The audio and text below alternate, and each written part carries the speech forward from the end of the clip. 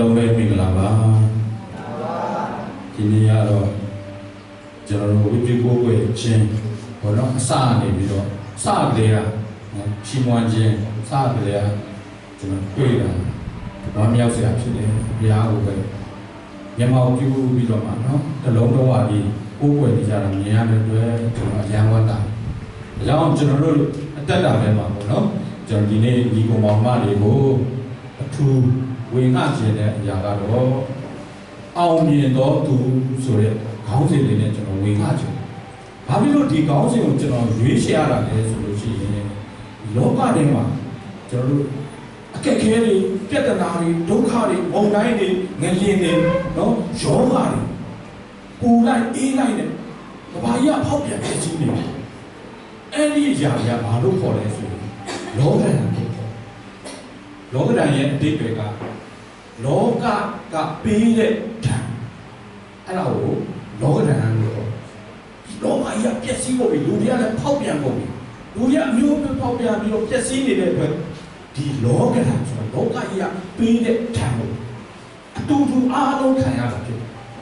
အဲ့ဒါကိုကျွန်တော်ကြည့်ပြီးတော့နေ့ရက်တိုင်းစိတ်မကောင်းဘူးအများအားကျွန်တော်ဆူတောင်းနေဒါဘာကြောင့်လဲလောကဓာတ်ကြီးကိုလူတွေခံနေရတယ်ဒီထဲမှာမယုံကြည်သူတွေမကဘူးယုံကြည်သူတွေပါအဲ့ဒီလောကဓာတ်ကိုခံနေရကျွန်တော်စိတ်မကောင်းဘာလို့လဲဆိုကျွန်တော်တို့အရောက်ရှင်းကြည့်တိုင်းကအောင်မြင်တော်သူတွေဖြစ်တယ်ဆိုတော့ကိုယ့်ရဲ့ဖြစ်ခြင်းကိုမသိတဲ့အတွက်ကြောင့်ခံနေရတယ်ဒီလိုပြောတော့အောင်မြင်တော်သူဆိုတာဘာတူလဲကျွန်တော်တို့ရဲ့စူးစမ်းခြင်းကျွန်တော်တို့ရဲ့လှုပ်ဆောင်ခြင်းကြောင့်အောင်မြင်တော်သူဖြစ်တာမဟုတ်ပါဘူးယေရှုခရစ်တော်အားဖြင့်လာတယ်ကျွန်တော်တို့အောင်မြင်တော်သူတွေဖြစ်တယ်ကျွန်တော်ပဏာမကျမ်းချက်လေးတစ်ပိုက်တော့ဖတ်ချင်ပါတယ်ဗျာဒိတ်ကျမ်းအခန်းကြီး3အငယ်21ဗျာဒိတ်ကျမ်းအခန်းကြီး3အငယ်21ငါသည်အောင်မြင်၍ငါခမည်းတော်၏ပလင်တော်ပေါ်မှာခမည်းတော်နှင့်အတူထိုင်နေတဲ့ကဲ့သို့အောင်မြင်တော်သူသည်ငါ၏ပလင်ပေါ်မှာငါနှင့်အတူထိုင်ရသောအခွင့်ကိုငါပေးမည်ဗျာဒိတ်ကျမ်းထဲမှာနော်ဘုရားသခင်ကပြောထားတာအောင်မြင်တော်သူတွေဖြစ်စေခြင်းနဲ့ရောက်ခြင်းဒီတိုင်းဒုက္ခတွေမှာလောကဓာတ်တွေမှာကြာရှုံးနေတော်သူတွေမဖြစ်စေဘူးအောင်မြင်တော်သူတွေဖြစ်စေဒါကြောင့်မို့ဘုရားသခင်ဒီနေ့ကျွန်တော်ဆုတောင်းတဲ့အခါမှာအောင်မြင်တော်သူယုံကြည်သူတွေတဲကလောကဓာတ်ထဲမှာကြာရှုံးနေတဲ့လူတွေဒုက္ခရောက်နေတဲ့လူတွေလဲနေတဲ့လူတွေနော်အဲ့ဒီလောကကြီးကဖြစ်စီနှိမ့်ဆက်ခြင်းကိုခံရတာတွေကျွန်တော်တို့မြင်ရတဲ့အခါမှာအဲ့ဒီအားတွေလွတ်မြောက်ပြီးသားဖြစ်နေတာကိုကျွန်တော်တို့ကရောခံနေရတယ်ဒါကြောင့်ကျွန်တော်ဒီလောကကိုဘုရားသခင်ကျွန်တော်ပြောနေခြင်းမဟုတ်ဘဲနဲ့ဘုရားသခင်ဖွင့်ပြတဲ့အတိုင်းကျွန်တော်အသုံးတော်ကမှာဖြစ်ပါလေကျွန်တော်လှုပ်ရှားတဲ့ဘုရားသခင်အသုံးပြုရတဲ့ဒုက္ခဆုတောင်းဆက်ကြကြပါစို့ကောင်းကင်ဘုံ၌ရှိတော်မူသောဘုရားတော်ပြည့်စုံတော်မူသောဟာဘုရားကိုကျေးဇူးတင်တယ်ဘုရားရဲ့ကျေးဇူးမြတ်တာပြုနာတော်ကြောင့်ဒါမျိုးဒီတညတာလုံးကောင်းမှုစွာအိစ္ဆနာယူပြီးဒီတာတော်နေတဲ့မှာဘုရားကိုချစ်တော်ဘုရားတာသမီးညီကိုဘောဘာများနဲ့အတူဘုရားကိုချီးမွမ်းဝတ်ပြုကိုးကွယ်ရသည်မှာမပါဘုရားဓမ္မအတန်တော်ကိုနားထောင်လို့ရတဲ့နှလုံးသားပြင်ဆင်တဲ့ရောက်ရှိတိုင်းရောက်ရှိလာကြတာဖြစ်ပါဘုရားသူတို့ရဲ့နှလုံးသားရစ်တဲ့ဒီခြင်းကိုဘုရားလက်ခံတော်မူပါဒီနေ့အလားနဲ့အပြတ်မတူဘဲနဲ့ဘုရားရှင်ဘုရားကပြုတ်ခဲ့တဲ့အမှုတွေတွေ့မြင်ပြီးတော့ခံစားပြီးတော့အသက်တာထဲမှာလွတ်မြောက်တော်သူတွေအောင်မြင်တော်သူတွေဖြစ်တယ်ဆိုတာကိုရှင်းရှင်းနားလည်သဘောပေါက်ပြီးတော့မှဘုရားရဲ့အလိုတော်နဲ့အသက်ရှင်နိုင်ဖို့လို့လားဝိညာဉ်တော်ဘုရားကိုရောကိုယ်တိုင်စကားပြောတော်မူပါကိုရောကိုယ်တိုင်အရောက်ရှင်းစိတ်တိုင်းကိုတွန်းတည်တော်မူပါဒီကြောင့်ဒီနေ့နှုတ်ပတ်တော်နဲ့အချိန်နာရီလုံးဆိုကိုရောတက်တော်ရဲ့ဆုတောင်းစက္ကန့်အနန္တတဲ့အခါမှာတပါးတော်သားတော်ကယ်တင်ရှင်ယေရှုခရစ်တော်၏နာမတော်မြတ်ကိုသာအမိပြုအလုံးစုံကြီးလေးမျိုးစွာဆုတောင်းစက္ကန့်အနန္တကြပါလိမ့်ပါအာမင်ကျွန်တော်တို့ဒီလောကထဲမှာလောကဓာတ်ကြီးကိုကျွန်တော်တို့ခံနေရတယ်လောကရဲ့ဓာတ်တွေကိုခံနေရတဲ့လူတွေဖြစ်တယ်အဲ့ဒီလောကရဲ့ဓာတ်တွေကိုဘယ်သူကခံပြီးသွားပြီလဲဆိုရင်ယေရှုခရစ်တော်ကခံပြီးသွားပြီဖြစ်တယ်လောကရဲ့ဓာတ်အားလုံးကိုသူခံပြီးသွားပြီဘယ်မှာခံလဲဆိုရင်လက်ဝါးကားတိုင်းပေါ်မှာခံသွားတာဒါပေမဲ့ကျွန်တော်တို့လောကထဲမှာအသက်ရှင်နေတဲ့အခါမှာခင်ယေရှုကဘယ်လိုပြောလဲဆိုတင်တို့ဒီတဲ့ဤလောက၌ဒုက္ခဆင်းရဲကို ခံရကြမယ်ကျွန်တော်တို့ကဒီလောက၌လောကထဲမှာကျွန်တော်တို့ရှိနေသေးတဲ့အတွက်ကြောင့်ဘာခံရမလဲဆိုရင်ဒုက္ခဆင်းရဲကိုခံရမယ်သို့တော်လည်းမစိုးရိမ်နဲ့ငါဒီလောကကိုအောင်မယ်ဟာလမ်းသားဆိုကျွန်တော်တို့ဘယ်ထဲမှာရှိနေတယ်လဲ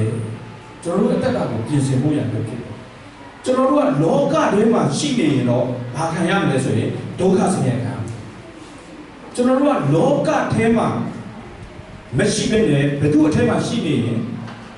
ကယ်တင်ခြင်းခံရမလဲဆိုရင်ယေရှုခရစ်တော်အထဲမှာရှိနေဖို့ရည်ကြီးတယ်နောအေတင်ဘောကြီးထဲမှာရှိနေတဲ့လူတွေကမိုးရွာတဲ့တံရေကြီးတဲ့တံဒုက္ခတံနှိုင်းမိုးတွေရိုက်ခတ်တံတွေသူတို့မခံရဘူးဘယ်သူကခံတော့လဲဆိုရင်တင်ဘောကြီးကခံသွားတယ်အထဲထဲမှာရှိနေတဲ့လူတွေကလုံးရောက်သွားတယ်ကျွန်တော်တို့ကလောကထဲမှာရှိနေမယ်ဆိုတော့လောကထဲခံရမှာဖြစ်တယ်ကျွန်တော်တို့ရောက်ချင်တာယေရှုခရစ်တော်ကိုယုံကြည်လက်ခံတဲ့အတွက်လူမြည်ဒီကခရစ်တော်၌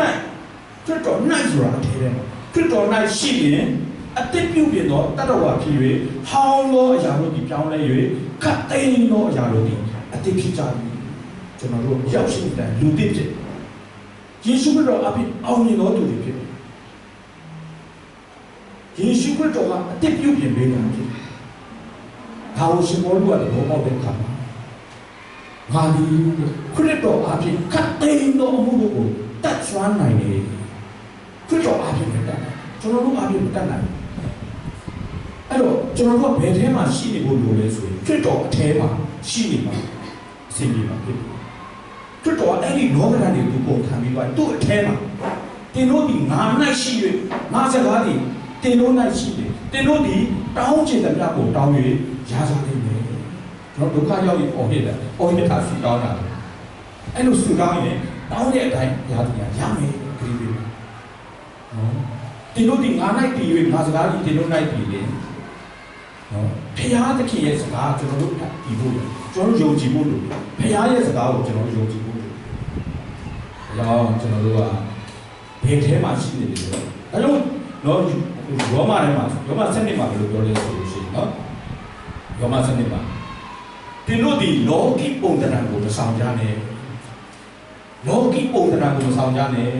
ဒါကျွန်တော်တို့ကလောကထဲမှာနေပြီးတော့လောကီပုံသဏ္ဍာန်မဆောင်နဲ့တဲ့ဘုရားခင်ကျွန်တော်တို့လောကထဲမှာရှိနေပေမဲ့လောကီပုံသဏ္ဍာန်ကိုမဆောင်နဲ့ရေထဲမှာရှိနေတဲ့လူကရေဆိုတာထူးဆန်းတယ်မထူးဆန်းဘူးနော်ရေထဲမှာရှိနေတာရေဆိုတာပေါ့ဒါပေမဲ့ရေထဲမှာရှိနေပြီးတော့ရေမဆိုတဲ့လူရှိဖြစ်နိုင်ရေထဲမှာရှိပြီးတော့ရေမဆိုတဲ့လူရှိတယ်အဲ့ဒီလူကဘယ်ထဲမှာအိုးတမုတ်တရားအနက်ထဲမှာရှိနေတာဘာလဲရေမုတ်တင်မောထဲမှာရှိတယ်အဲ့ဒီလူကရေထဲမှာတော့ရှိနေတယ်ဒါပေမဲ့ရေမုတ်တင်မောထဲမှာရေရဲ့ဖိအား pressure နစ်လေဖိလေပဲတမနီနဲ့လောက်တာအဲ့ဒီတမနီတင်မောထဲမှာရှိနေတဲ့လူပါတဲ့နော်ဘာဖြစ်လဲရေလည်းမဆိုရေရဲ့ဖိအားတွေမခံစားရရေရဲ့ဖိအားတွေ pressure တွေလည်းမခံစားရတဲ့အပြင်ရေထဲမှာရှိတဲ့နော်လူကိုအနေရပြုတ်နိုင်တဲ့ငမန်းတွေနော်ကြောက်စရာပေါက်တဲ့ငါးတွေအသားစားငါးတွေရဲ့ထံကားလည်းအနေရကလည်းလွတ်မြောက်ပါတယ်အားကြောင့်လေ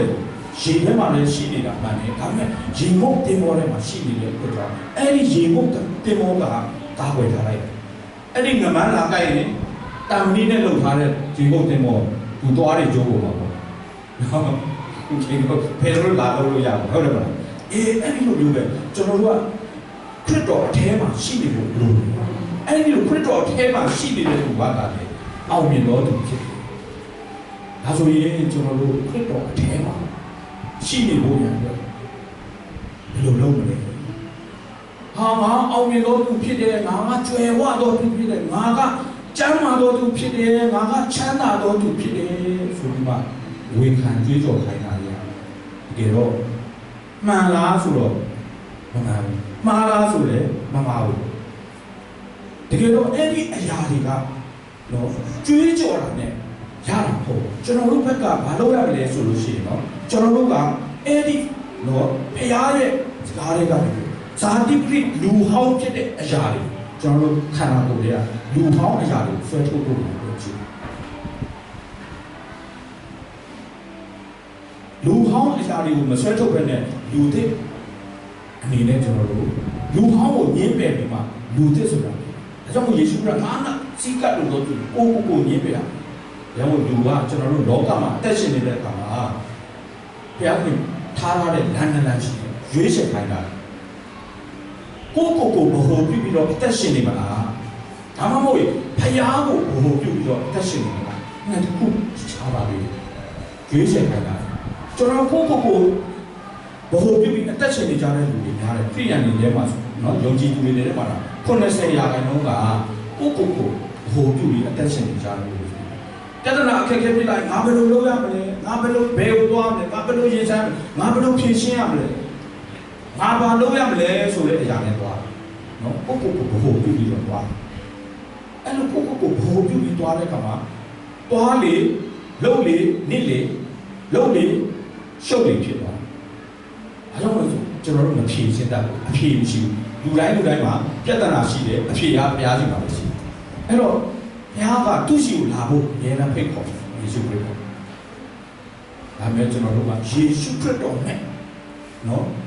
ယေရှုခရစ်တော်ကိုဗဟိုပြုပြီးတော့မှအသက်ရှင်ရှောက်လမ်းမယ်ဆိုရင်တော့ကျွန်တော်တို့ရဲ့အသက်ကအောင်မြင်တော်သူဖြစ်တယ်။ဘာကြောင့်လဲဆိုယေရှုခရစ်တော်အားဖြင့်အောင်မြင်တော်သူဖြစ်တယ်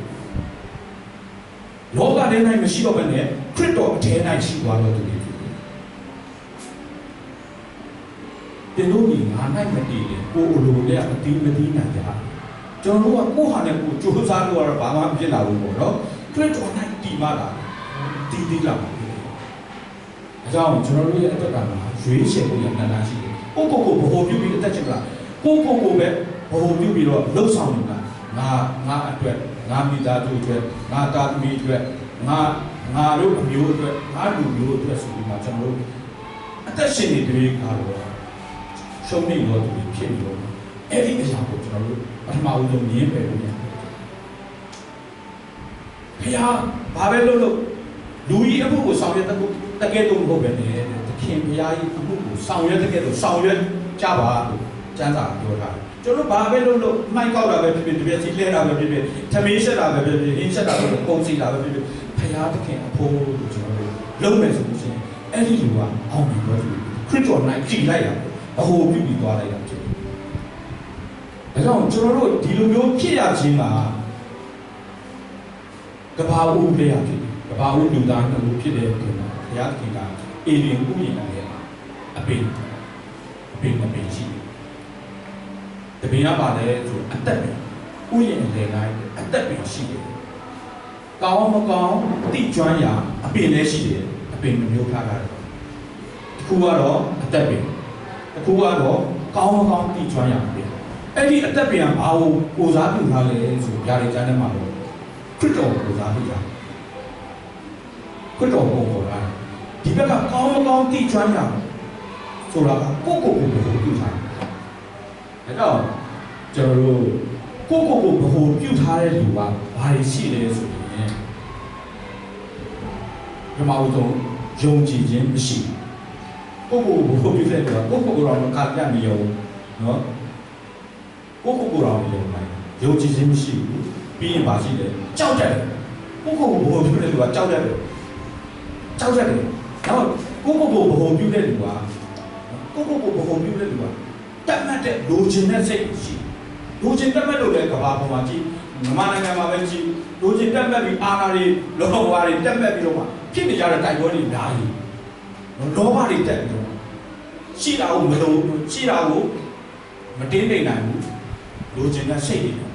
ဖြစ်နေကြတဲ့ပြဿနာကဘာမှပြည့်နေတာရနေလို့အပြည့်စုံတယ်အဲ့ဒါကြီးဘာလို့လဲတတ်မှတ်တဲ့စိတ်ကြောင့်ဖြစ်တယ်ဒါမို့အဲ့ဒီအရာတွေကိုကျွန်တော်တို့ထဲကဖယ်ထုတ်လိုက်မယ်ဆိုလို့ရှိရင်တော့အောင်မြင်တော့ဖြစ်တာအဲ့ဒီအရာတွေကိုကျွန်တော်တို့ငြင်းပယ်မှုတွေလုပ်ပြီးကြီးတယ်ပထမဆုံးယုံကြည်ခြင်းမရှိတာကိုငြင်းပယ်ရအောင်ဒုတိယကျွန်တော်တို့ကြောက်တတ်တဲ့အရာကိုဘုရားဉာဏ်မပေးဘူးကြောက်တတ်တဲ့အရာကိုကျွန်တော်တို့ဖယ်ထုတ်ရအောင် ကျွန်တော်ခန္ဓာကိုယ်ကကြွေးကြော်နေလို့မရဘူးကျွန်တော်လူဟောင်းရဲ့အကျင့်တွေကျွန်တော်ဆွဲထုတ်ဖို့ကြောက်တတ်တဲ့သဘောမပေးဘူးအဲ့ကြောက်တတ်တဲ့သဘောကိုဖယ်ထုတ်ဖို့ပြီးတဲ့အခါမှာကျွန်တော်တို့နော်လိုချင်တက်မှတ်တဲ့နော်အဲ့ဒီစိတ်ကိုကျွန်တော်ဆွဲထုတ်လိုက်လို့ရှိရင်ကျွန်တော်တို့လောကကိုအောင်မြင်တော့ဘူးတဘာဦးထဲမှာအဲ့ဒီကြောက်တတ်တဲ့စိတ်ကဘယ်ကနေစလာလဲဆိုလို့ရှိရင်တဘာဦးလူသားမှာလည်းစတဘာဦးကျန်ခန်းကြီး3ငယ်6ဒီလိုကြည့်ရအောင်တဘာဦးကျန်ခန်းကြီး3ငယ်30နော်ကျွန်တော်ကြားဖတ်ချင်တယ်လူကလည်းတဲ့ဥယျာဉ်၌ကိုရောဤအတန်ကိုကျွန်တော်တို့ကြားလင်အဝိအချီးစီရှိသောကြောင့်ကြောက်၍ပုံနေပါသည်ဟုရှောက်နေသည်ဟာဘူးရကြောက်ပြီးတော့ပုံနေတယ်ဘာကြောင့်ကြောက်ရလဲဆိုသူတို့ခန္ဓာကိုယ်မှာအဝိအချီးစီရှိတာကိုသိသွားတယ်ဘာကြောင့်ကြောက်ရလဲဆိုသိလို့ကြောက်နော်အဝိအချီးစီရှိသောကြောင့်ကြောက်၍ပုံနေပါသည်တော့ကောင်းမကောင်းသိကြွရအပေရဲ့အတီးကိုသွားစားလိုက်တာနဲ့ဘာသိသွားလဲဆိုရင်နော်ပထမဆုံးအဲ့ဒီမစားခင်မှာမွေရဲ့လှည့်ပြားခြင်းကိုခံလိုက်တယ်လှည့်ပြားခြင်းခံလိုက်ပြီးဖျားကစားတော်နေ၌ဧကအမှန်တည်ရမယ်ဆိုတဲ့အရာကိုနော်စာရမဏေကဘယ်လိုပြောလဲဆိုစားတော်နေ၌ဧကအမှန်တည်ရမည်မဟုတ်ဆိုတဲ့စကားကိုတွားရုံပြီးတဲ့အခါမှာဘာလုပ်လဲဆိုရင်ဒီလိုစားတော်နေ၌တဲ့မျက်စိပွင့်နေပြီးတော့ဖျားကဲ့သို့ဖြစ်မယ်ဆိုတဲ့စကားကိုတွားရုံဖျားစကားကိုမယုံဘူးဖျားစကားကိုမယုံနဲ့စာရန်စကားကိုတွားရုံနံပါတ်1ကမယုံကြည်ခြင်းအဲ့ဒီမယုံကြည်ခြင်းကိုဆွဲထုတ်ဖို့အဲ့ဒီမယုံကြည်ခြင်းကအဲ့ဒီပထမဆုံးဘုရားစကားကိုနားထောင်ပြီးတော့ယုံကြည်ပြီးနားထောင်တဲ့အချိန်မှာကြောက်တဲ့စိတ်မရှိဘူးအာရနဲ့ဧဝဥရိနဲ့မှာရှင်သေးတွေနော်တိုက်စားတဲ့တရိစ္ဆာန်တွေအများကြီးပဲအတူတူနေတာပဲသူတို့မကြောက်ဘူးဘာကြောင့်မကြောက်လဲကြောက်ရှင်းဆိုတာကကြောက်တတ်တာကဘာလို့လဲတိသွားတယ်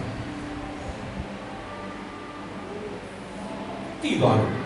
ကျွန်တော်တို့မတိလို့ရှိရင်ကျွန်တော်ကလေးငယ်လေးတွေကျွန်တော်တွေ့ဖို့တယ်တဲ့လားသူ့အမေကလေဒီနေ့ပြေးဆိုလို့ရှိရင်သမင်းအိုးတယ်တော့မီးထင်းနေတယ်တယ်တဲ့အချိန်မှာသမင်းအိုးချက်သွားတော့ချက်ပြီးအားလုံးကလုပ်ပြီးဆိုလို့ရှိရင်သူကဇွာမှာဆိုတော့အဲ့ဒီမီးခဲတွေကိုသူကခွာလိုက်ခွာပြီးတော့မှအဲ့ဒီမီးခဲတွေခွာပြီးအဲ့ဒီမီးခဲပေါ်မှာသမင်းအိုးတင်သမင်းတို့ထိပြီးအဲ့ဒီမီးခဲတွေကိုအပေါ်မှာညှက်လေးနဲ့ယူပြီးတော့တင်အဲ့ဒါကိုသူ့တမီလေးကလေးလေးကလေးဘက်တော့လည်းရှိတယ်တနေ့တော့မဖြစ်သေးဘူးကျွန်တော်တနေ့တော့ရှိပြီအဲ့ဒါသူ့အများအားမြင်နေရတယ်တနေ့ကျတော့အဲ့ကလေးလေးကသူ့အမေကဟိုမှာရေသွားခတ်တာတော့ဒီအရှိတ်ထွက်သွားတယ်အဲ့နောက်ပိုင်းမှာသူ့ကလေးကလာပြီးတော့မီးခဲတွေကိုဟိုထင်းတွေကိုအဲ့လိုလုပ်သူ့အမေလုပ်တယ်လို့ပြီးလည်းပြီးတော့အဲ့ဒီဟိုမီးခဲကိုတိုင်ပြီးပေါ်မှာတင်တော့ပူမှန်းမသိဘူးလေပူမှန်းမသိတော့ဘာကိုင်လိုက်တာအဲ့ဒီမှာပူသွားတော့ကလေးကအောင်အဲ့တော့ဘာကြောင့်ကလေးကမီးခဲကိုမကြောက်တာလဲဆိုရင်ပူမှန်းမသိလို့မကြောက်ဘူးပူမှန်းသိပြီဆိုရင်သူကြောက်တော့အဲဘာကြောင့်ကြောက်စိတ်ဆိုတာကသိလို့ကြောက်မသိရင်မကြောက်ဘူးတဲရလျှောက်တယ်လို့ပြောလိုက်ရင်ကျွန်တော်တို့ကမသိဘူးလေဟာဟိုအဲ့နားလေးမှာဟိုညောင်နေအောက်မှာတဲရလျှောက်တယ်မသိဘူးလေဇာတ်သွားနေတာအဲတဲရလျှောက်တယ်လည်းတငယ်ချင်းတွေလည်းပြောဟာဟုတ်လားဆိုရတဲ့ဟိုတစ်ပင်ကလာတာရတယ်တစ်ပင်ကလေတိုက်တော့ရိမ့်သွားတာရိမ့်သွားတော့ဟာဒါကြောင့်အကောပြင်ပြီးတော့ဟာတေးလျှောက်လားမသိဘူးဆိုဘာလို့ပြောလိုက်တော့ကြားတော့တီးသွားတော့ကြောက်တယ်အဲ့တော့မတီးလို့မကြောက်ဘူးကြောက်တဲ့အရာကဘာလို့တီးလို့ကြောက်အဲ့ဒီတီးတာဘာလို့တီးတာလဲဆိုရင်အပြစ်ရှိတယ်ဆိုတာကိုတီးသွားတယ်အပြစ်ရှိတယ်ဆိုတာကိုတီးသွားတဲ့လူကကြောက်တယ်ကျွန်တော်တို့မဟုတ်တာလုပ်လို့ရှိရင်ရဲကြောက်ရဲလားမဟုတ်တာတခုခုလုပ်တာလေရဲဟုတ်နေတာနဲ့အလိုလိုလေးကြောက်တယ်နော်ရဲတူးဖြတ်သွားတာကိုလည်းကြောက်ရဲရှိမှလာထိုင်ကြောက်နေပြီတုံးနေပြီဟိုကမဟုတ်တာလုပ်တာမပြည့်စုံလို့တော့တခုခုဟိုတော့ထိုင်းမှာဆိုလဲအဲ့လိုပဲဟိုကမလေးရှားဆိုလဲအဲ့လိုပဲရဲဟုတ်နေတာနဲ့အလိုလိုလေးကြောက်တယ်သူ့မှာပစ္စည်းဥစ္စာမပြည့်စုံလို့ဆိုလို့ဥပမာစာရေးစာတမ်းတွေမပြည့်စုံဘူးလို့အပြည့်ရှိတယ်လို့သူခံစားပြီးတော့ကြောက်အဲ့တော့ကြောက်တယ်ဆိုတာကဘာကြောင့်လဲဆိုတော့အပြစ်ရှိတာကိုတိလို့ကြောက်အဲ့တော့သူတို့ကဘာလို့အာရနဲ့အေဝါကအဲ့ဒီတစ်ပင်နော်အဲ့ဒီတစ်ပင်အဲ့ဒီအတီးကိုသွားစားပြီးတဲ့အချိန်မှာကြောက်တဲ့စိတ်ကဝင်လာနော်ကြောက်တဲ့စိတ်ဝင်လာပြီးတော့မှဘုရားကိုတော့ပုံနေတယ် အဲ့ဒီကြောက်တဲ့စိတ်ကကဘာဦးလေးရဖြစ်လာပြီးတဲ့အခါမှာနော်ဘာကြည့်လာလဲဆိုကြောက်တဲ့စိတ်ပြီးတဲ့အခါမှာကျွန်တော်တို့လိုချင်တက်မဲ့တဲ့စိတ်ကဆက်လိုက်လာအဲ့ဒီအချိန်မှာအာရနဲ့အေဝါဘာကိုကြည့်လိုက်တယ်ဆိုအဲ့ဒီအပင်ရဲ့အဒီကိုကြည့်လိုက်တယ်စားခြင်းစပွဲတော့ခြင်းအစင်းလာခြင်းတက်မဲ့သွားပြီသိလားကြည့်လိုက်တာလည်းတက်မဲ့သွားပြီးတော့မှစားခြင်းနဲ့စိတ်ဖြစ်သွားအဲ့ဒီလိုစားလိုက်တဲ့အခါမှာမငင်းပဲပဲနဲ့စားလိုက်တဲ့အခါမှာဘာဖြစ်သွားလဲဆိုတော့အဲ့ဒီ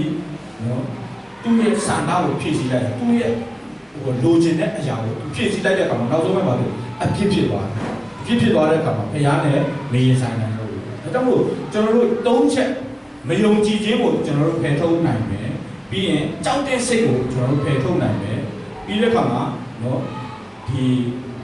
ကျွန်တော်တို့လောဘစိတ်ပေါ့နော်လိုချင်တက်မှတ်တဲ့စိတ်အဲ့ဒီစိတ်ကိုကျွန်တော်တို့ဖယ်နိုင်ရင်လူ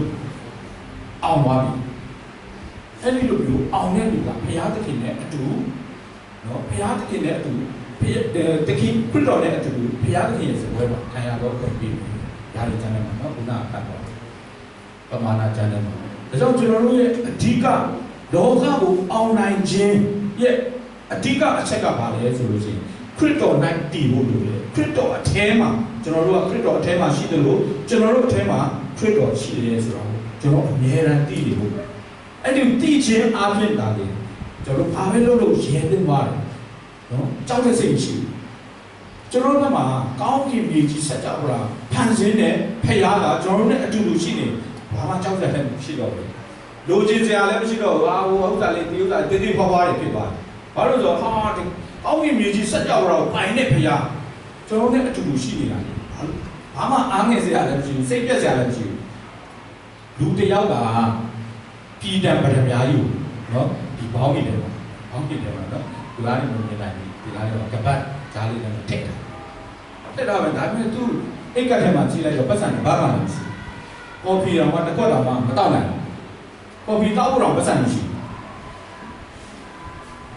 အဲ့ဒီလူကဟာဘိုက်ကလည်းစားနေကော်ဖီလည်းတောက်ရှိတယ်ပတ်စံလည်းမရှိဘူးဒါပေမဲ့သူ့မှာပြည်တံပရမ ्या ကြီးရှိတိုင်းပြည်တစ်ပြည်လုံးကိုဝယ်လို့ရ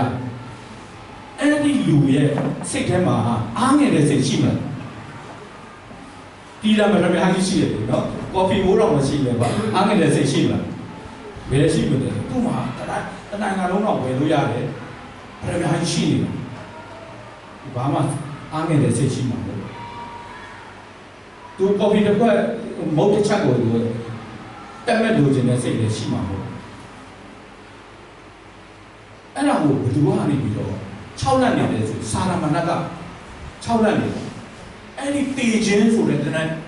ကျွန်တော်တို့ချင်းချောင်းလူကဘာတွေကြောက်လဲဆိုရင်ဆင်းရဲမှာကြောက်တယ်နော်လူများဟိုဘယ်လိုကောမလဲအထင်သေးမှာကြောက်တယ်တရေကိုကြောက်တယ်ဂလီလုံးမှာကြောက်တယ်ဂလီလုံးမှာကြောက်တယ်တချို့ကခွေးကြောက်တယ်ဟုတ်လားခွေးကိုလည်းကြောက်တယ်နော်တချို့ကမွေကြောက်တယ်ဗျာတချို့ကမွေကိုအားကြောက်တချို့ကဟိုပင့်ကိုအားကြောက်တာဟိုရခိုင်တယောက်ရှိတယ်ကျွန်တော်တကယ်ချင်းအဲ့တကယ်ချင်းကသူကဗလာလဲတောင်းသိလားဗလာလဲတောင်းတတိရှိတယ်ရခိုင်နဲ့ပတ်သူကဆရာကြီးဒါပေမဲ့ပင့်ကိုအဲ့ပါလဲအိမ်မြောင်လေးကိုသူ့ကိုတမ်းပြလိုက်တော့အော်ပြီးပြေးလာဒါအားကြောက်တာအဲ့တော့အဲ့ဒီအိမ်မြောင်ကြောက်တဲ့လူတွေရှိတယ်ကျွန်တော်မျိုးများအိမ်မြောင်တော့မကြောက်ဘူးပြလားငယ်တော့ဒီပိမိုးပြလားဒီပိမိုးကမိုးလားမိုးလဲကိုသူကကလေးကိုဘယ်လိုချွာမှမသိဘူးလေအိမ်မြောင်တော့ပိုင်းပါဆိုပြီးတာဟာအိမ်မြောင်ပိုင်းပြီးကလေးကအိမ်မြောင်ကကိုင်လိုက်တော့အမိပြတော့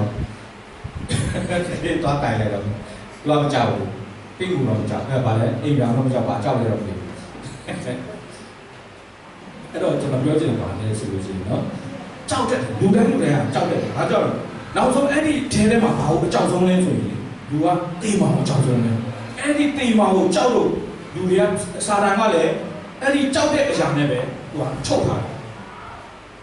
တေးမောင်ကြောက်လို့ဗျာအဲ့ဒီတေးမောင်ကြောက်တဲ့ဟာကိုအဲ့ဒီအကြောက်တရားနဲ့လူတွေကိုထိန်းချုပ်တာ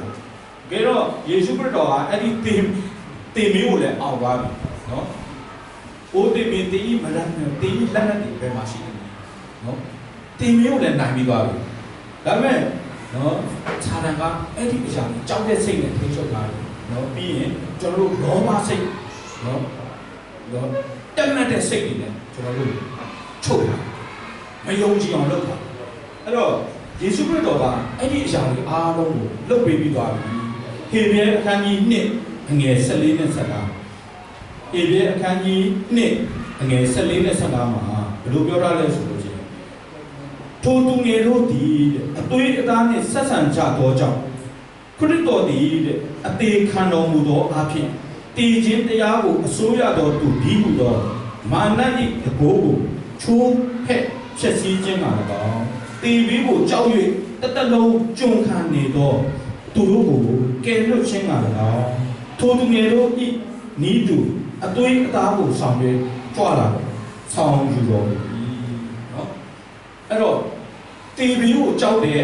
လူတွေအတွက်တဲ့နော်တည်ပြီးကိုကြောက်ပြီးတော့ဘယ်သူစီမှာကြုံခံနေလဲဆိုမာနစီမှာကြုံခံတေဘေကိုကြောက်ပြီးမာနစီမှာကြုံခံနေတဲ့လူတွေကိုကယ်လွတ်ဖို့ရန်ပြောတယ်ယေရှုခရစ်တော်ကဘယ်လိုလုပ်လဲအသွေးအသားအဲ့ဒီလူလိုမျိုးပဲအသွေးအသားကိုဆောင်ပြီးတော့ဒီလောကတွေကိုကြွလာတယ်တော့ဒီလောကတွေကိုယေရှုခရစ်တော်ကအသွေးအသားဆောင်ပြီးတော့ကြွလာအဲ့ဒီအသွေးအသားဆောင်ပြီးတော့ကြွလာရခြင်းရဲ့အကြောင်းရင်းဟာတည်ခြင်းကိုကြောက်တဲ့လူတွေအတွက်တေဘေကိုလို့ကြွလာနော်အဲ့ဒီ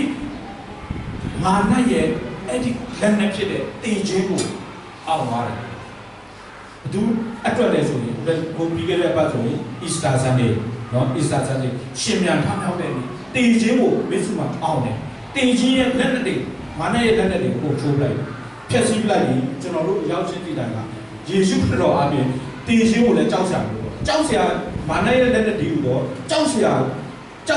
ကောင်းတဲ့လက်နဲ့ကကျွန်တော်တို့ရှိမှရှိတယ်ဒီယေရှုချိုးဖက်တယ်အဆိုးဆုံးတည်ခြင်းအစားကျွန်တော်တို့ယေရှုခရစ်တော်ဖျက်ဆီးခဲ့တယ်အဲ့တော့ကျွန်တော်ကြောက်ကြမလို့တော့ခရစ်တော်အထဲမှာရှိနေတယ်ကျွန်တော်ယေရှုခရစ်တော်ကိုယုံကြည်နော်အဲ့ဒီယုံကြည်သောအဖြစ်နဲ့ဂျေဇုတော်ကြောင့်ယုံကြည်သောအဖြစ်ဂျေဇုတော်ကြောင့်ကယ်တင်ခြင်းသို့ရောက်ရ၏နော်ယုံကြည်သောအဖြစ်ယုံကြည်တာကဘာဂျေဇုတော်ဆိုတာဘယ်လိုလဲဆိုယေရှုခရစ်တော်ဂျေဇုတော်ဆိုတာယေရှုခရစ်တော်ပြောချင်တာယေရှုခရစ်တော်ကိုယုံကြည်သောအဖြစ်ကယ်တင်ခြင်းသို့ရောက်ရ၏ကျွန်တော်ကယ်တင်ခြင်းရဖို့ရယေရှုခရစ်တော်ကိုယုံကြည်ဖို့ယေရှုခရစ်တော်၌တည်ဖို့ယေရှုခရစ်တော်နှံ့အထဲမှာရှိဖို့အဲ့ဒီယေရှုခရစ်တော်အထဲမှာရှိရင်ကျွန်တော်တို့ကငါဒီလောကကိုအောင်ပြီလောကရဲ့လောကဓာတ်တွေကကျွန်တော်တို့ဘာမှလာပြီးတော့လုံးလို့မရဘူးတက်တာတွေကိုကြည့်လိုက်ယုံကြည်သူတွေရဲ့တက်တာအမြဲတမ်းအစင်မပြတ်ဝမ်းမြောက်ကြတော့မချမ်းမလန့်စူတောင်းပတနာပြုကြတော့ရှင်ဘောလို့ရကြွေးကြော်တာကျွန်တော်ယုံကြည်သူတွေရဲ့အသက်တာတခါကြမိုင်တွေနော်ဝေလေးနေတာမောပန်းနေတာစိတ်ပြက်နေတာဘာလို့လဲဆိုတော့လောကကြီးမှာစိတ်ပြက်ကြတာရှိတယ်လောကကြီးမှာရှိတယ်အဲ့မဲ့ခရစ်တော်အထဲမှာရှိလို့ရှိရင်အစင်မပြတ်ဝမ်းမြောက်ကြတော့ကျွန်တော်ဝမ်းမြောက်ဆိုတာအသက်ရှင်လို့ရတယ်ခရစ်တော်အထဲမှာရှိမြဲတမ်းဝမ်းမြောက်မချမ်းမလက်ဆိုတော့ကျွန်တော်ဘယ်သွားဘာပဲလုပ်နေမြဲတမ်းဘုရားကျွန်တော်တခုခီးထွက်တော့မယ်ဆိုလို့ရှိရင်အရင်ဆုံးရှုတာဒါကြရင်ကျွန်တော်တို့ဒီခီးစဉ်ကိုတော့အလိုလိုရှိရင်သွားခွင့်ပြုတာကိုတော့အလိုလိုရှိရင်ဒီခီးစဉ်ကိုတားဆီးပြပါဝိညာဉ်တော်ဘုရားကိုတော့ကိုလည်းပြုဆောင်တာရှုတောင်းပြီးမှ okay ဆိုပြီးမှကျွန်တော်သွားတယ်အဲ့ဒါပါလေရှုတောင်းပြီးတော့ဘုရား၌တည်လိုက်ဘုရားသခင်အားဖြင့်တည်လိုက်တဲ့အခါမှာကျွန်တော်တို့သွားတဲ့နေရာတိုင်းပြဿနာမရှိဘူးဘာလို့မရှိတာဘုရားသခင်သူတာဝန်ယူတယ်သူ့ကိုအပ်ထားတာပဲဥပမာမအေးရပေါ်ကနေပြီးတော့ကျွန်တော်ဆိုင်ကယ်တစ်စင်းလာအပ်တာဘာလို့လဲယုံကြည်လို့လာအပ်တာကျွန်တော်ယုံကြည်လို့လာအပ်တာတော့ဒီဆိုင်ကယ်လေးကိုဘိန်းပေါက်နေတယ်ဖာပေးပါကျွန်တော်ဟုတ်ကဲ့ပါဆိုတော့ပြင်းတဲ့ဆိုင်ကိုဖုန်းဆက်လိုက်တယ်ပြင်းတဲ့ဆိုင်ကလာပြီးတော့ဆိုင်ကယ်ကိုယူပြီးတော့ဖာလိုက်တယ်ဖာပြီးတော့โอเคဘယ်လောက်ကြာလဲရှင်းပြလိုက်အဲ့တော့ဘယ်သူကလှုပ်သွားလဲဆိုသူကယုံကြည်လို့အပ်လိုက်တာဒီဥစ္စာရှိတယ်ဒါပေမဲ့တစ်ခါလည်းပြီးသွားတယ်ဟုတ်တော့ကျွန်တော်လုပ်နိုင်တယ်ဆိုတာတီးလို့လည်းအပ်လိုက်တယ်အဲ့လိုမျိုးပေါ့နော်ဘုရားသခင်ကကျွန်တော်တို့အပ်လိုက်တယ်ဆိုတာကသူဘုရားသခင်အလုံးစုံကိုတတ်နိုင်တယ်ဆိုတာကျွန်တော်တို့ကယုံကြည်ဖို့ယုံကြည်ပြီးမှအနံ့လိုက်လို့ရှိရင်ဘုရားလုံးဝတာကိုယူသွားဘုရားလုံးပေးခဲ့တဲ့အမှုအရာတွေကိုလည်းကျွန်တော်တို့ကတည်ပြီးတော့မှယုံကြည်ပြီးတော့မှဘ ဖျားယုံကြည်သောအဖြစ်ကျေးဇူးတော်ကြောင့်ကယ်တင်ခြင်းကိုရပါတယ်ယေရှုခရစ်တော်ကျွန်တော်တို့အတွက်နော်လက်ဝါးကားထဲမှာတည်ခြင်းပုံလုံးချိုးပြခဲ့ပြီးတော့တည်ခြင်းမြစ်စုမှာအောင်မြင်ခဲ့ပြီးဒီလောကကိုအောင်မြင်ခဲ့ပြီးသူ၌တည်ရအဖြစ်ငါတို့ဒီလောကကိုအောင်မြင်ဆိုရှင်ဘောတို့ကပြီးသွားကြွေးကြော်ငါဒီတဲ့နော်ကိုသူဘဟုပြုပြီးအသက်ရှိငါဒီခရစ်တော်နဲ့အတူလက်ဝါးကားထဲမှာအသေးခံပြီးနော်သူ့ရဲ့ဖြစ်ချင်းသူ့ရဲ့နော်လူဟောင်းကဘယ်လိုလဲငါဒီခရစ်တော်နဲ့အတူလက်ဝါးကားထဲမှာအသေးခံပြီးသို့တော်လည်းအသက်ရှင်နေပြီပို့တို့ဆိုတော့ငါဒီပို့လိုက်မရှင်ခရစ်တော်ဒီငါ၌အထဲမှာကျွန်တော်အထဲမှာခရစ်တော်ရှင်နေတယ်။ရောကျွန်တော်တို့အသက်တာကိုဘယ်သူဥဆောင်နေတယ်လဲ။ကိုယ်တိုင်ဥဆောင်နေသလားခရစ်တော်ဥဆောင်နေတယ်။ကိုတော်ဥဆောင်နေတယ်။ကိုယ်တိုင်ကိုဥဆောင်နေမယ်ဆိုတော့ကျွန်တော်တို့ရဲ့အမြင်ဆောင်စွမ်းအားကဒီကနေတော့ဟိုတိုက်ကိုကြော်သွားတယ်ဒါထိတ်မှာဘာဖြစ်တယ်ဆိုတော့ကျွန်တော်မသိနိုင်ဘူး။ဒါပေမဲ့ဘုရားသခင်ကတော့ကျွန်တော်တို့ဥဆောင်မယ်ဆိုရင်ဒါထိတ်မှာဘာဖြစ်နေလဲဆိုတာသိလိုက်တဲ့ကာဘူးတာချီလေးမြန်မာနိုင်ငံမှာဘာဖြစ်နေလဲဆိုတာကစသိတဲ့အခါမှာကျွန်တော်တို့လမ်းလွဲသွားနိုင်တယ်လမ်းနော်အန္တရာယ်မရှိတဲ့လမ်းမှာကျွန်တော်တို့ပို့ဆောင်နိုင်တယ်အကြောင်းကျွန်တော်တို့ကိုယ်တိုင်အသက်ရှင်မလားကိုယ်တော်ကိုအသက်ရှင်ခွင့်ပေးမလားကိုဗဟိုပြုမလားကိုယ်တော်ကိုဗဟိုပြုမလားကိုယ်တော်ကိုဗဟိုပြုမယ်ဆိုရင်တော့ကျွန်တော်တို့ကလောကကိုအောင်မြင်တော်သူတွေဖြစ်တယ်နော်လောကကိုကြောက်ကြလောကဓာတ်တွေကိုကျွန်တော်တို့ခံကြမလို့တော့ယေရှုခရစ်တော်ခံပြီးသွားပြီဆိုတာကိုကျွန်တော်တို့သိရှိဖို့ပဲဖြစ်တယ်။ဒါကြောင့်ကျွန်တော်တို့ရွေးချယ်စရာအီလင်ဥယျာဉ်မှာကဘာဦးလူသား2ယောက်ပဲရွေးချယ်ရတာပေါ့။အခုကျွန်တော်တို့ရွေးချယ်နေရပြီ။ရွေးချယ်နေရပြီကိုယ်တိုင်းကိုယ့်ရဲ့အတိကိုယ့်ရဲ့အတက်ကိုယ့်ရဲ့ပညာကိုယ့်ရဲ့အစွမ်းကိုယ့်ရဲ့လှုပ်ဆောင်မှုနဲ့ကိုဖြစ်ချင်တဲ့အတိုင်းကိုလုပ်မလားဖျားကိုပဲဟိုပြုပြီးတော့မှဖျားဖြစ်စေခြင်းတဲ့အရာဖျားအလိုတော်အတိုင်းဖျားကိုအားကိုးပြီးတော့ကျွန်တော်တို့အသက်ရှင်မှာရွေးချယ်ကြတဲ့လမ်းရှိအေလီမှာတော့ရွေးချယ်မှုမှားခဲ့တဲ့အတွက်ကြောင့်ကျွန်တော်တို့လောကဓာတ်ကိုကျွန်တော်တို့ခံရဒီအချိန်မှာကျွန်တော်တို့ယုံကြည်သူတွေရွေးချယ်မှုမမှားပဲနဲ့ယေရှုခရစ်တော်ကိုကျွန်တော်တို့ရွေးချယ်မယ်ဆိုရင်ဘုရားသခင်ရဲ့အလိုတော်တိုင်းငါတို့အသက်ရှင်မယ်ဘုရားသခင်ရဲ့ဘုန်းတော်အတွက်အသက်ရှင်မယ်ငါတို့အသက်ရှင်ကြံတဲ့အရာတွေကိုကျွန်တော်တို့ရင်းပယ်လိုက်ခြင်းအပြင်ကျွန်တော်တို့ကဘာမှကြောက်ကြမလို့တော့တည်ခြင်းတော့မှကြောက်ကြမလို့တော့ဆိုရင်ကျွန်တော်တို့ဘယ်အရာနဲ့လာ6လန့်နော်ဘယ်အရာနဲ့ကျွန်တော်တို့6လန့်လဲကျွန်တော်တို့မကြောက်တော့တည်ခြင်းတော့မှမကြောက်တော့ဘူးလေကျွန်တော်တို့ဘယ်အရာမှမတက်မတော့ဘူးဗျာမဆွဲလန်းတော့ဆိုဘယ်အရာဝတ္ထုနဲ့မှလာပြီးတော့ကျွန်တော်တို့တဲ့ပြားဖြားရောင်းမရတော့ဘယ်ငွေကြေးဘယ်ဥပ္ပကျွဲဝါပချင်းချမ်းသာခြင်းဘယ်အရာမှကျွန်တော်တို့လာပြီးတော့ဖြားရောင်းတွေးဆောင်လို့မရဘူးယေရှုခရစ်တော်ကိုလည်းဖြားရောင်းတွေးဆောင်ပြီးတိုင်းနိုင်ငံတွေကြည့်ပါလေအဲ့ဒါကိုကျွန်တော်ပိုင်နေတယ်နော်အဲ့ဒီဗိမာန်တော်ကပုံချလိုက်ပါအဲ့ဒီဥစ္စာကိုတော့ကျွန်တော်ကိုပြတ်ဝိတ်ကိုးကွယ်လိုက်ပါလေကိုတော့ပေးမယ်ပစ္စည်းဥစ္စာနဲ့ဖြားရောင်းတွေးဆောင်ဒီယေရှုကတီးဘုရားခင်သာရဘုရားရဲ့နော်ဘုရားသခင်စုံစမ်းမပြုနဲ့နော်ဘုရားသခင်စုံစမ်းပြုအဲ့တော့ကျွန်တော်တို့ကဘာကိုရွေးချယ်ရမလဲဆိုရင်ဘယ်အရာကိုညှင်းပယ်ရမလဲဆိုရင်ကျွန်တော်တို့မယုံကြည်ခြင်းကိုကျွန်တော်ညှင်းပယ်ရမယ်ယုံကြည်ခြင်းအစားယေရှုခရစ်တော်ကိုကျွန်တော်တို့ယုံကြည်ရမယ်ပြီးရင်ကျွန်တော်တို့ဘာလုပ်ရမလဲကျွန်တော်တို့ကြောက်စိတ်နော်ကြောက်စိတ်တွေကြောက်တဲ့စိတ်တည်ခြင်းတော့မှကျွန်တော်တို့ကြောက်ကြမလို့တော့ခုဒီမှာထိုင်နေကျွန်တော်ဒီကိုတည်ခြင်းကိုကြောက်လာဒီမှာကိုကြောက်လာနည်းနည်းတော့ကြောက်တယ်ဒီမှာကိုကြောက်နေတာဒီအဲ့ဒီအကြောက်တရားတွေပဲဘုရားသခင်ကြောက်တတ်တဲ့စိတ်တွေပဲယေရှုခရစ်တော်အပြင်ကျွန်တော်တို့ဟာတည်ခြင်းကိုအောင်တဲ့လူတွေဖြစ်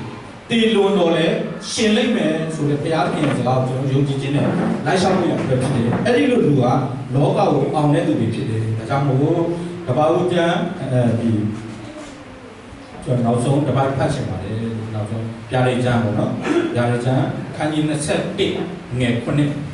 ဗျာဒိတ်ကျမ်းအခန်းကြီး21ငယ်9အောင်မြင်သောသူသည်တဲ့ဤအရာတို့ကိုအမွေခံရလိမ့်မည်ငါသည်သူဤဖျားသခင်ဖြစ်မည်သူသည်လည်းငါဤသားဖြစ်လိမ့်မည်เนาะကျွန်တော်အောင်မြင်သောသူယ ယေရှုခရစ်တော်ကိုယုံကြည်လက်ခံဘောအဖြစ်အပြစ်သားနေပြီးတော့ဖခင်ကဖြစ်သွားတယ်ဖခင်ကဖြစ်သွားရင်ဘာခံလဲအမွေခံရတားမှန်ရင်အမွေခံရကောင်းတဲ့အမွေတွေကျွန်တော်တို့ခံရမယ်ထာဝရတည်တဲ့အမွေတွေခံရမယ်ဒီလောကမှာလည်းကျွန်တော်တို့ဒုက္ခဆင်းရဲတွေအခက်အခဲတွေပြဿနာတွေကနေကျွန်တော်တို့ကလွတ်မြောက်သွားပြီဖြစ်တယ်။ဘာကြောင့်လဲဆိုယေရှုခရစ်တော်ကအဲ့ဒီလောကဓာတ်တွေကိုသူခံသွားပြီဖြစ်တယ်။ယေကိုသင်္ဘောကြီးကခံတယ်လို့ပဲကိုဗစ်ယောဂဖြစ်နေတယ်ကျွန်တော်တို့ကိုဗစ်ထဲမှာရှိတယ်။ဒါပေမဲ့ယေရှုခရစ်တော်ထဲမှာရှိတဲ့အခါမှာကိုဗစ်တွေကိုကျွန်တော်တို့နော်ယေရှုခရစ်တော်ပဲခံပေးသွားပြီ။ကျွန်တော်တို့အဲ့ဒီယုံကြည်ခြင်းဟာပဲကျွန်တော်တို့တင်းယုံကြည်ခြင်းတင်းအနာကိုနေစေပြီ။ယုံကြည်ခြင်းမရှိရင်ဖျားခင်ရဲ့စိတ်တော်လည်းမတွေ့နိုင်ဘူး။ဒါကြောင့်ကျွန်တော်တို့ဖျားသခင်ရဲ့တားဖြစ်တော်သူမြည်ဒီကလောကကိုအောင်တတ်ပြီ။ဒါကြောင့်ကျွန်တော်ဒီနေ့ရွေးချယ်မှုမမှားပဲနဲ့ယေရှုခရစ်တော်ကိုသာဗဟိုပြုပြီးတော့မှအသက်ရှင်ရှောက်လန်းမယ်ဆိုရင်ဘုရားသခင်ရဲ့အလိုတော်တိုင်းအသက်ရှင်ရှောက်လန်းခြင်းအပြင်လောကကိုအောင်မြင်သောသူများဖြစ်စေဖို့ရန်ဒီနေ့ဒီနှုတ်ကပတ်တော်အပြင်ဝင်ကတိုက်တွန်းလို့ဆိုပါတယ်လို့ကြားနာတော်သူရောက်စီတိုင်းပေါ်မှာဘုရားသခင်အထူးဖွင့်ပြတဲ့အကောင်းကြီးပြပါစေ။